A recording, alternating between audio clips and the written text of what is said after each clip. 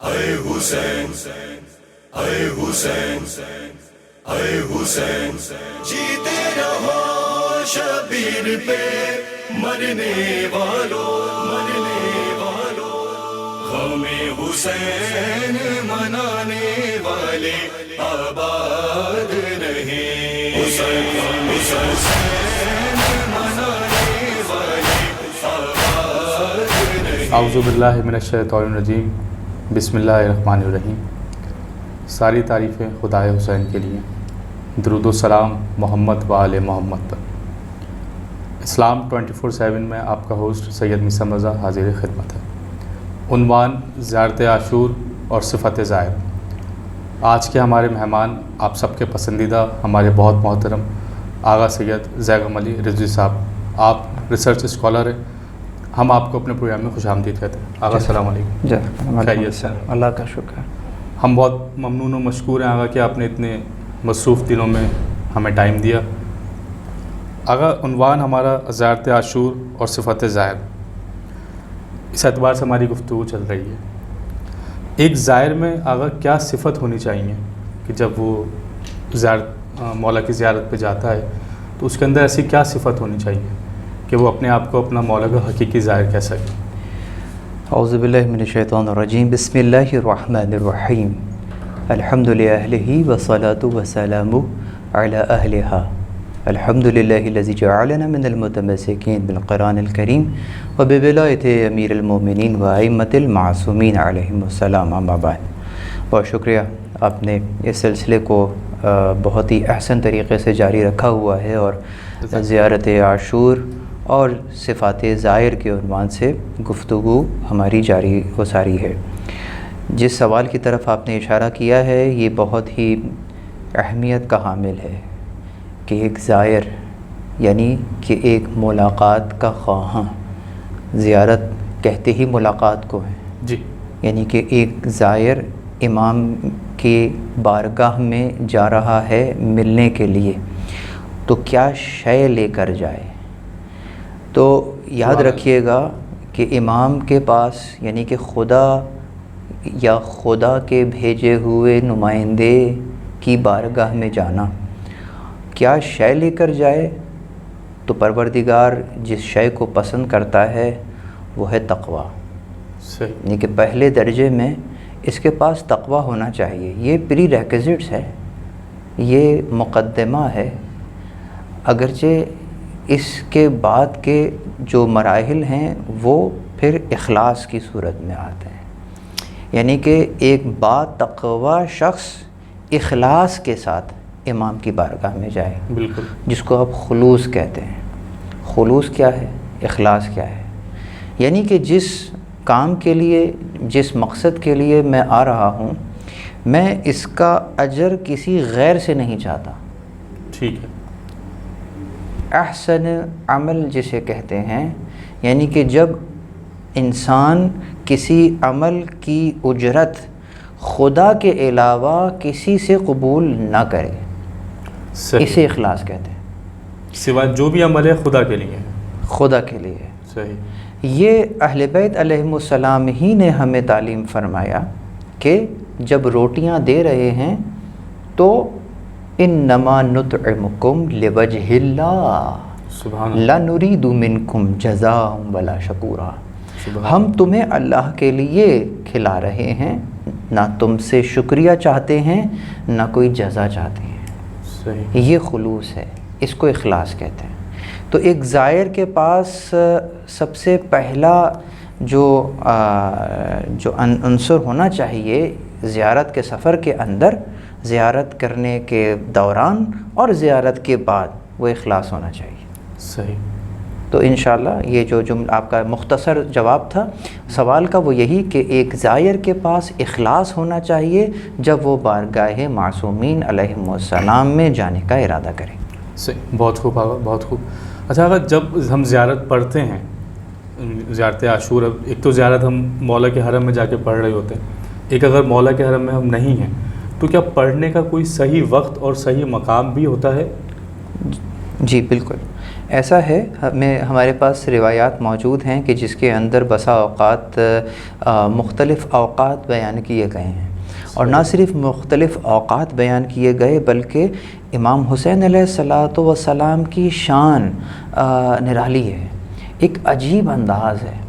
مطلب یوں کہہ لیجئے کہ نہ صرف یہ کہ مختلف اوقات بیان کیے گئے ہیں بلکہ مختلف زیارات بیان کی گئی ہیں کہ اس موقع پر یہ زیارت پڑھیں۔ امام حسین کی زیارت، امام حسین علیہ السلام کی زیارت کے اوقات ہیں کہ اس موقع پر یہ زیارت پڑھیں اور امام کی یہ زیارت پڑھیں، موقع بھی مشخص، زیارت بھی مشخص۔ اچھا، یوں نہیں کہ ایک ہی زیارت ہے اور ہم ہر وقت وہی پڑھے جا رہے ہیں۔ اور یہ کیفیت جو دور سے زیارت کرنے والے ہیں ان کے لیے بھی ہے، اور جو آپ کی قبر اطہر کے بالکل نزدیک ہیں ان کے لیے بھی یہی معاملات ہیں۔ روایات میں تقریباً اس انداز کے 30 مقامات اور 30 زیارتیں مختلف انداز سے ہمیں ملتی ہیں۔ امام حسین علیہ الصلاۃ والسلام کی مختلف انداز کے یہ ٹکڑا پڑھیں، یہ یوں پڑھیں، یہ اس انداز سے پڑھیں۔ مثلا اس کے اندر اگر ہم دیکھتے ہیں تو جو عید کے ایام ہیں، عید کے دن امام حسین علیہ السلام کی زیارت، اب جو میں بیان کر رہا ہوں اس کے اندر وقت بھی بیان کروں گا اور اس میں کچھ زیارت کا بھی بیان آ جائے گا۔ تو عید وہ موقع ہے کہ عید کے دن امام حسین کی زیارت پڑھیں۔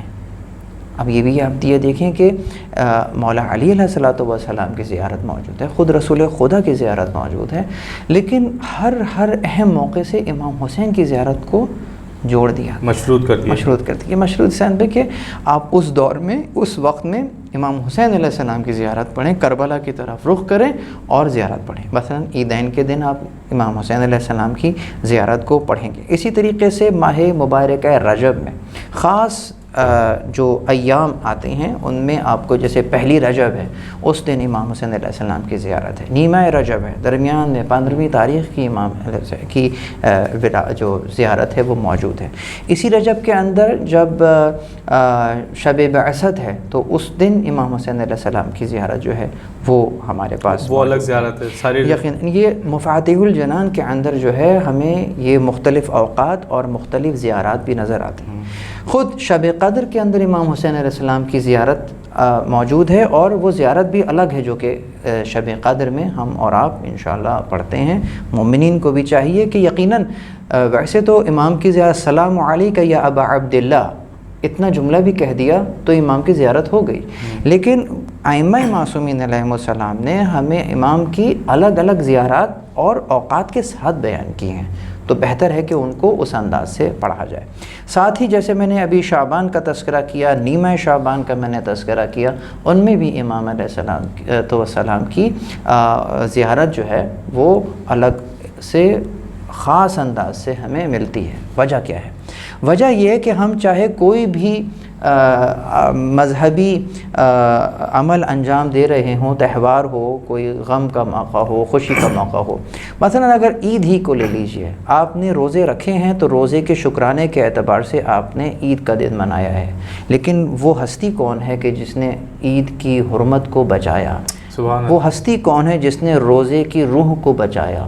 تمہیں یہ خوشی ملی کس لیے ہے، کس کے سبب ملی ہے؟ یقیناً رسول اللہ نے دین کو پہنچایا ہے، لیکن کربلا نے دین کو بچایا ہے۔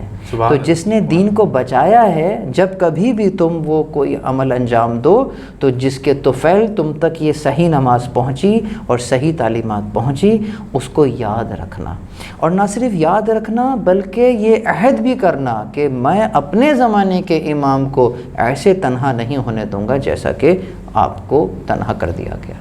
یہ اس کی خاص وجہ ہے کہ آپ جیسے روزے، نماز سب امام کی وجہ سے، کربلا ہے تو سب کچھ ہے یقیناً۔ بہت اچھا، اگر زیارت عاشور یا جو بھی ہم زیارت، جیسے آپ نے بھی فرمایا کہ ہر مقام پہ ڈیفرنٹ زیارتیں ہیں امام کی، تو یہ زیارتیں ہمیں تعلیم کس نے فرمائی اور کب، کس مطلب واقعہ کربلا کے بعد کب یہ زیارتیں تعلیم فرمائی؟ حیثیت جی ہاں، بہت اچھا سوال ہے، اور میں پھر کہوں کہ امام حسین علیہ السلام کی جہاں اتنی زیارات ہیں، اس میں خاص ہمارا موضوع جو زیارت عاشور پر ہے، زیارت عاشور کو دیگر زیارات پر بھی ایک خاص اہمیت حاصل ہے، اور اس کے لیے علماء متقدمین کا اس بات پر اجماع ہے، محدثین نے اس بات کو برملا اظہار فرمایا ہے کہ زیارت عاشور حدیث قدسی ہے. سبحان اللہ. زیارت عاشور حدیث قدسی یعنی کہ کیا؟ یعنی کہ پروردگار کا کلام ہے لیکن زبان معصوم سے ادا ہوا ہے، قرآن نہیں ہے، لیکن معانی اور مفاہیم وہی الہی معانی اور مفاہیم ہیں. تو اس اعتبار سے پانچویں امام علیہ الصلاۃ والسلام کی زبان اقدس سے یہ الفاظ ادا ضرور ہوئے ہیں لیکن معانی اور مفاہیم الہی معانی اور مفاہیم ہیں. اسی طریقے سے یہ زیارت دو طرق سے ہم تک پہنچی ہے، یعنی پانچویں امام سے بھی اور چھٹے امام سے بھی. اگر ہم صفوان بن مہران کی روایت کو لیں اور علقمہ کی روایت کو لیں تو یہ دونوں ائمہ سے یہ زیارت ہم تک پہنچی ہے، خاص دعائے علقمہ کے ساتھ بھی کہ جو کہ صفوان نے نقل کیا. تو اس اعتبار سے پانچویں امام کی زبان سے یہ زیارت جاری ہوئی لیکن جو معانی اور مطالب ہیں وہ الہی ہیں. صحیح، بہت خوب. آگا ناظرین کرام، ابھی یہاں ہمارے ایک بریک کا وقت ہو چاہتا ہے، اب ہم بریک کے بعد اپنی ڈسکشن کو یہیں سے کنٹینیو کریں گے. السلام علیکم. ہمیں حسین منانے والے آباد نہیں، ہمیں حسین منانے والے آباد. السلام علیکم ناظرین، بریک سے واپس ہم آ گئے. ہماری گفتگو جاری تھی زیارت عاشور اور صفت زیارت. آغا جیسے بھی آپ نے زیارتوں کے حوالے سے فرمایا ساری، اچھا آغا کچھ لوگ زیارت سن بھی رہے ہوتے ہیں، جیسے ہم نے موبائل پہ زیارت لگا دی، یوٹیوب پہ زیارت چل رہی ہے، پڑھ نہیں رہے. ایک تو اس کے حوالے سے بتائیں کہ زیارت پڑھنا اور زیارت سننا، اور پھر کچھ لوگ ٹرانسلیشن بھی پڑھ رہے ہوتے ہیں، جیسے کچھ انگلش ٹرانسلیشن پڑھ رہے ہیں، اردو ٹرانسلیشن پڑھ رہے ہیں جن کو عربک نہیں آتی ہے. تو ان سب میں ثواب کا جو درجات ہیں وہ کیسے ہیں؟ بہت اچھا سوال ہے، اور اس کا جواب دینے سے پہلے میں ایک حقیقت کی طرف اشارہ کرنا چاہوں گا. اصلاً زیارت نہ پڑھنے کی شے ہے نہ سننے کی شے ہے. زیارت کا مطلب ملاقات ہوتا ہے. جی. ملاقات پڑھی نہیں جاتی، ملاقات سنی نہیں جاتی، ملاقات کی جاتی ہے. تو اس کا مطلب زیارت پڑھنا نہیں ہے، زیارت تو کرنے کی شے ہے. عموماً محافل کے اختتام پر جب کہا جاتا ہے کہ قبلہ زیارت پڑھا دیں تو جملہ یہ ہونا چاہیے کہ قبلہ زیارت کرا دیں. سبحان اللہ. ملاقات کرا دیں. ملاقات کرانے کا مطلب کیا ہے؟ یعنی کہ کسی شخصیت کے شخصیت نامے کو ایسا کھول کر بیان کر دیں کہ گویا میری اس سے ملاقات ہو گئی. سبحان اللہ. میں اس کو اتنا جان گیا کہ بس آپ اس کا نام لیں، اس کا پورا کردار اور صفات میرے سامنے. سبحان اللہ. معرفت کے اس درجے پہ پہنچا دیں تو یقیناً جو با معرفت ہے وہ یہ کام آسانی سے کر سکتا ہے کہ خود بھی ہدایت یافتہ ہے، دوسرے کو بھی ہدایت پر لے آئے گا. تو اصلاً جو ٹارگٹ ہے، جو ہدف ہے وہ یہ ہے کہ ملاقات ہو جائے. اب اس ہدف کو پہنچنے کے لیے کیا کیا جائے؟ تو یقیناً پہلے درجے کے اندر تو وہ الفاظ جو امام علیہ الصلاۃ والسلام ہی نے تعلیم فرمائے کہ ہماری بارگاہ میں آنے کا قصد کرو، تو ان الفاظ سے ہمیں سلام کرو. سبحان اللہ. یہ کتنا بڑا لطف ہے کہ اگر یہ ہستیاں نہ ہوتیں تو ہمیں یہ بھی معلوم نہیں ہو پاتا کہ امام علیہ الصلاۃ والسلام کی بارگاہ میں پہنچ کر کس لہجے میں ان سے بات کریں. تو یہ ایسے ہادیان ہیں کہ یہ تک بتلاتے ہیں. یہ وہ اسلوب ہے کہ جو قرآن کریم میں ہمیں نظر آتا ہے. پروردگار عالم 114 سورتوں میں 113 سورتیں ایک طرف اور سورہ فاتحہ ایک طرف. اس سورہ فاتحہ کو ان 113 سورتوں سے پہلے رکھا اس عنوان سے کہ جو 113 سورتیں ہیں اس کے اندر پروردگار مخلوق سے بات کر رہا ہے. لیکن پروردگار یہ چاہتا ہے کہ جب میری مخلوق مجھ سے بات کرے اور مجھ سے سوال کرے تو کیسے سوال کرے؟ اب اس انداز سے سورہ فاتحہ کو پڑھیے گا. پوری سورہ فاتحہ میں جو اسلوب ہے وہ مخلوق خالق سے بات کر رہی ہے. گویا خالق سکھلا رہا ہے کہ دیکھو تم خالق سے کیسے بات کرو. الحمدللہ رب العالمین الرحمن الرحیم مالک یوم الدین، یہ اوصاف کون بیان کروا رہا ہے؟ خود پروردگار۔ اہدنا الصراط المستقیم، یہ جو آپ نے دعا مانگی کس کے کہنے پہ مانگی؟ پروردگار نے دعا منگوائی ہے، بتا دیا دعا کیسے مانگنا۔ بالکل اس انداز سے دعا کرو، اس انداز سے استعانت طلب کرو۔ اس استعانت ہے اہدنا الصراط المستقیم، ایاک نعبد و ایاک نستعین۔ یہ جو نستعین ہے استعانت ہے، یہ مدد طلب کرنا ہے کہ تجھی سے چاہتے ہیں مدد۔ ایاک نعبد، تیری ہی عبادت کرتے ہیں، تجھی سے مدد چاہتے ہیں۔ سکھلانے والا کون؟ خدا، پروردگار۔ تو اس کا اسلوب جدا ہے، اول تا آخر مخلوق خالق سے بات کر رہی ہے، سکھانے والا خود پروردگار۔ بالکل اسی طریقے سے یہ ہادیان برحق جب اپنی بارگاہ میں کسی کو دعوت دیتے ہیں، بلاتے ہیں، تو یہ بھی بتلاتے ہیں کہ اس انداز سے ہم سے بات کرو۔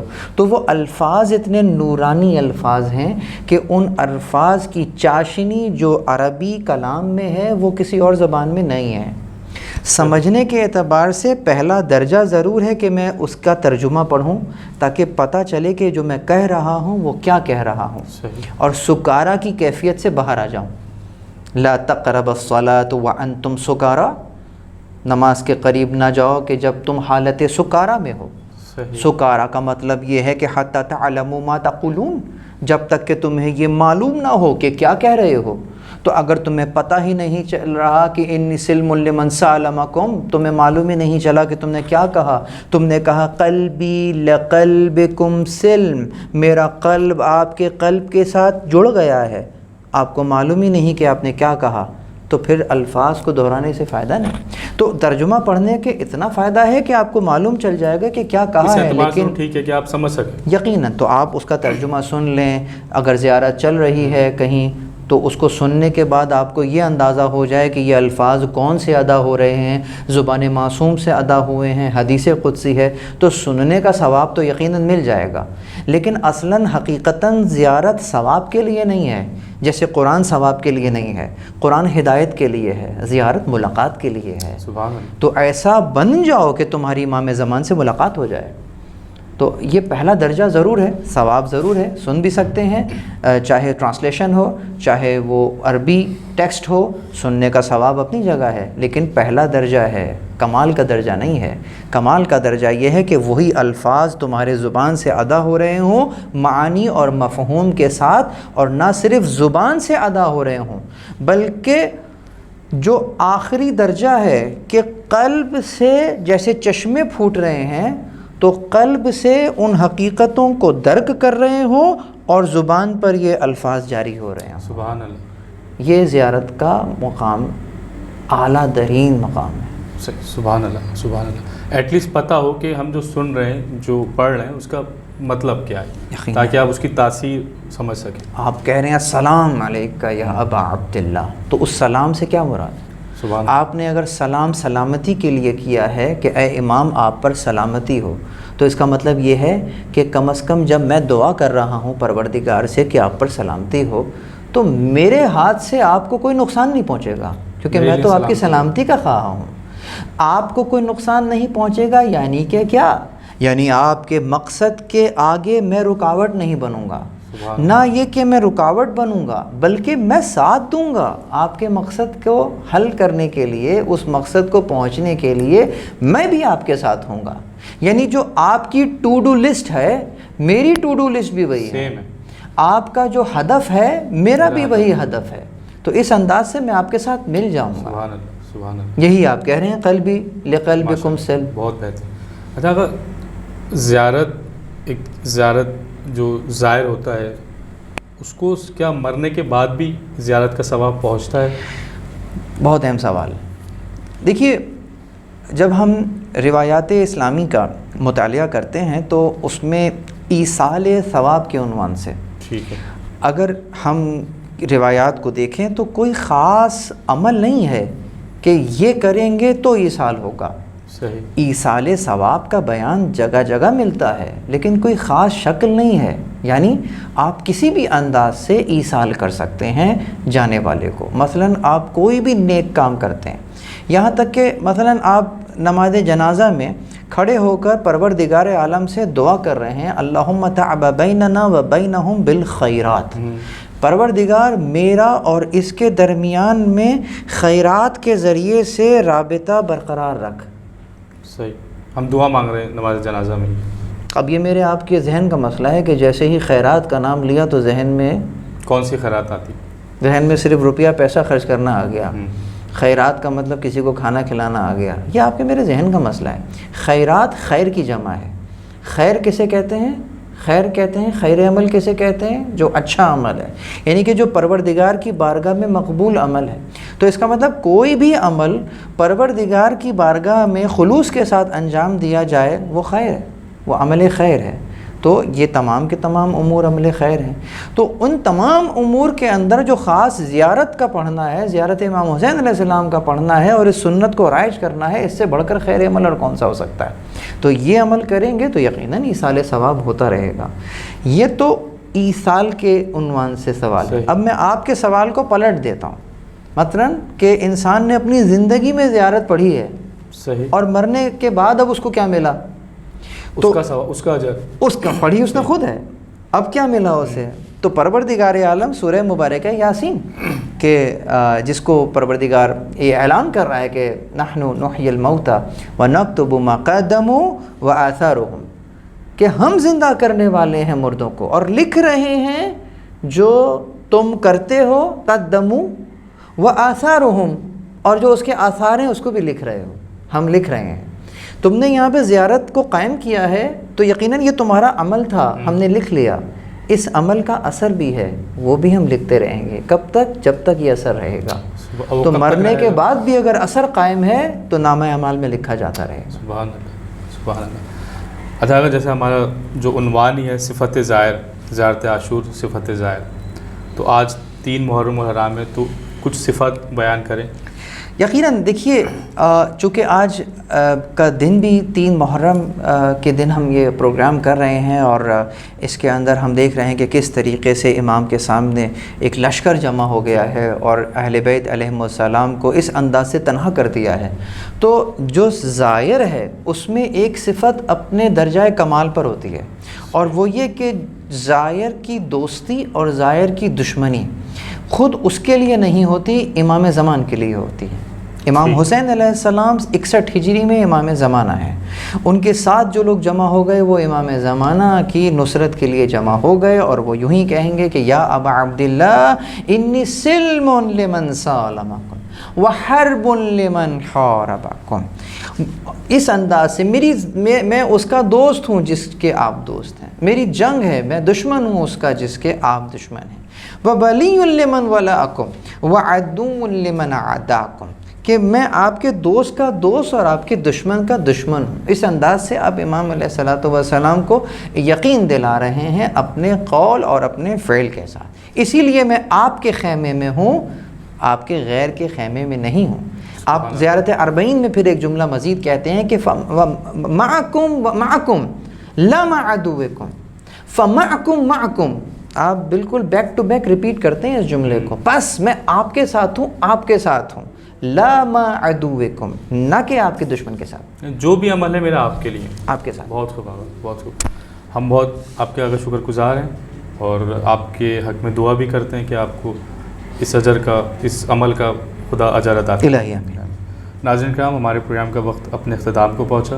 اگلے پروگرام میں ایک دفعہ پھر حاضر ہوں گے آپ کی خدمت میں۔ السلام علیکم۔ جیتے رہو شبیر پہ مرنے والوں، غم حسین منانے والے آباد رہے۔